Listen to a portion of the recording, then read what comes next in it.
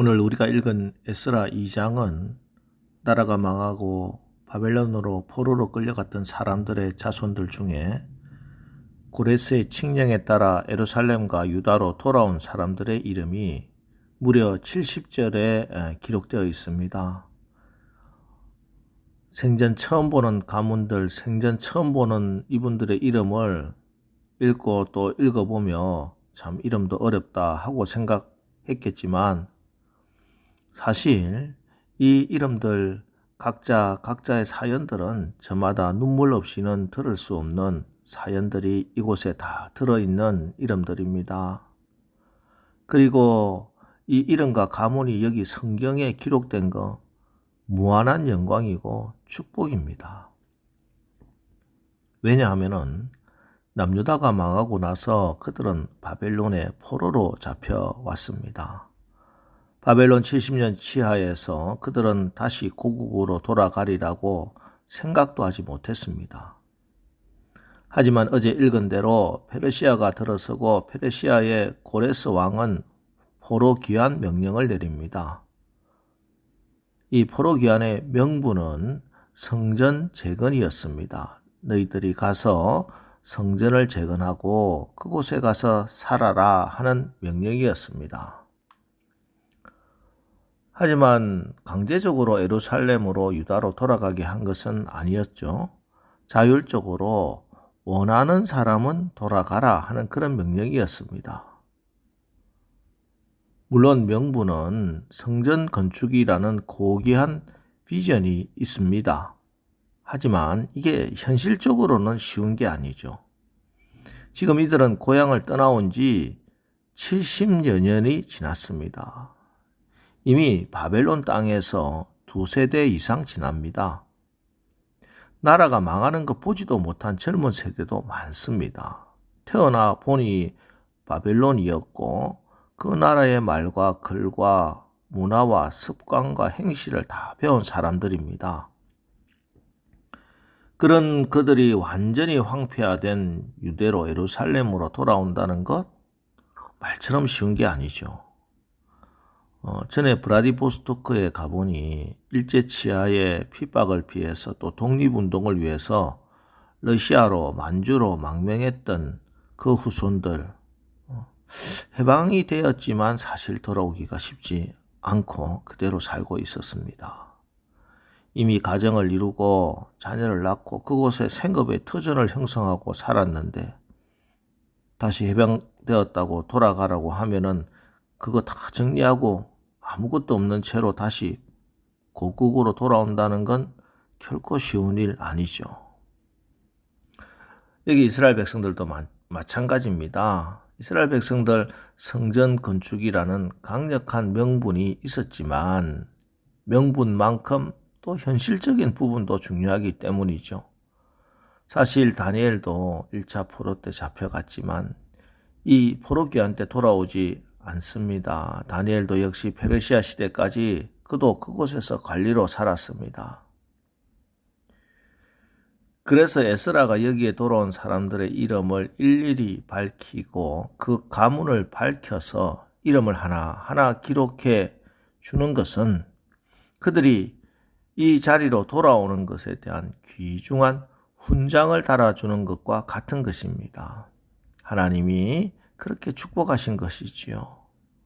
후대 만세 하나님의 백성들이 너희의 이 큰 결단과 수고를 기억한다는, 그래서 오늘 우리가 이들의 이름을 읽고 불러주는 것, 이 또한 이들에게는 아주 귀한 축복이 되는 것입니다. 그리고 오늘 이 새벽 이들의 이름을 읽어가면서 오늘 우리는 이렇게 명분이 있는 자리에 과연 참여하고 있는가? 오늘 우리는 현실에 안주하고 있지는 않는가? 나의 삶의 현실을 핑계로 하나님께서 성전 재건을 위해서 보내시는 그 일에 참여하지 못할 만큼 우리를 붙들고 있는 현실적인 핑계가 너무 크지 않는가? 이들의 이름을 보며 읽으며 우리 자신을 돌아보아야 하겠습니다. 사실 우리는 살아가면서 핑계거리가 너무 많습니다. 못할 것이 많습니다. 왜냐하면은 먹고 사는 문제 때문에, 자식 문제 때문에, 내 건강 때문에 핑계하려고 하면은 여러 수십 가지 합당한 핑계들이 다 있습니다. 하지만 오늘 이들은 이 모든 핑계를 뒤로 하고 성전을 재건하라는 하나님의 명령에 따라 떨치고 일어서 돌아온 자들입니다.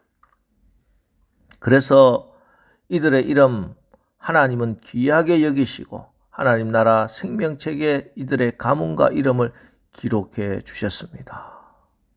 오늘 새벽에 이들의 이름을 읽고 하나님께서 우리에게 마음의 감동을 주시고 격려하시고 하나님 나라의 일을 위해서 독려해 주실 때 과연 나는 얼마나 핑계하지 않고 그 일에 순종하고 있는가 하는 것을 다시 한번 생각하고 기도하시면서 하나님이 주시는 그 음성 듣기를 원합니다.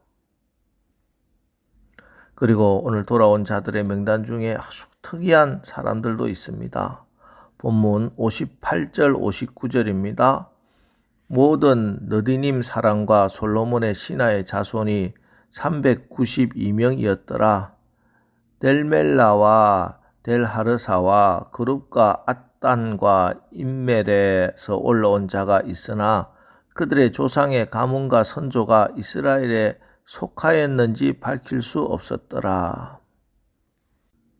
에스라가 족보조사를 다 했는데 어떤 사람들은 그들의 조상이 이스라엘 가문에 속했는지 유대인인지 그렇지 않은지 뿌리를 밝힐 수 없는 사람들도 있었다는 것입니다. 아마 이들은 처음 이주할 때부터 유다민족이 아닌 이방인이었던 것 같습니다. 그런데 그들이 포로로 끌려올 때도 함께 왔고 성전 재건을 위한 명분을 받들고 돌아올 때도 함께 돌아왔습니다. 이들은 원래 원뿌리가 유대인이 아니었고 이스라엘 족속이 아니었습니다.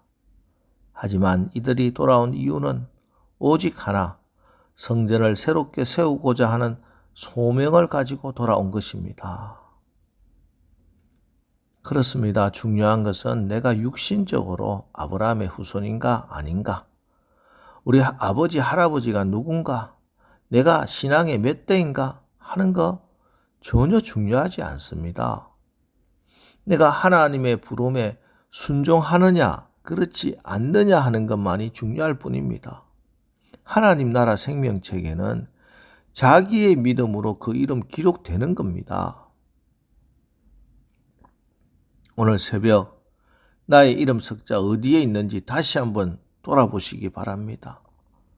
하나님 나라 생명책에 이름이 있고 하나님께서 원하시는 그 자리에 여러분의 이름과 여러분의 몸이 있기를 결단하시고 또 그런 영광스러운 자리 놓치지 않는 오늘 하루 살아가는 우리 모두 되시기를 주님의 이름으로 축원합니다. 기도하겠습니다. 하나님, 오늘 성경에 기록된 이름들을 읽었습니다. 이들은 자기의 현실적인 모든 핑계를 뒤로하고 성전을 재건하라는 하나님의 명령에 따라 떨치고 일어서서 돌아온 자들입니다. 그래서 그들의 이름 하나님 귀하게 여기시고 하나님 나라 생명책에 이들의 가문과 이름을 기록해 주셨습니다. 오늘 우리가 이들의 이름을 읽어가면서 주님의 은혜로 우리도 생명책에 우리 이름 분명히 기록되어 있음을 믿고 감사합니다.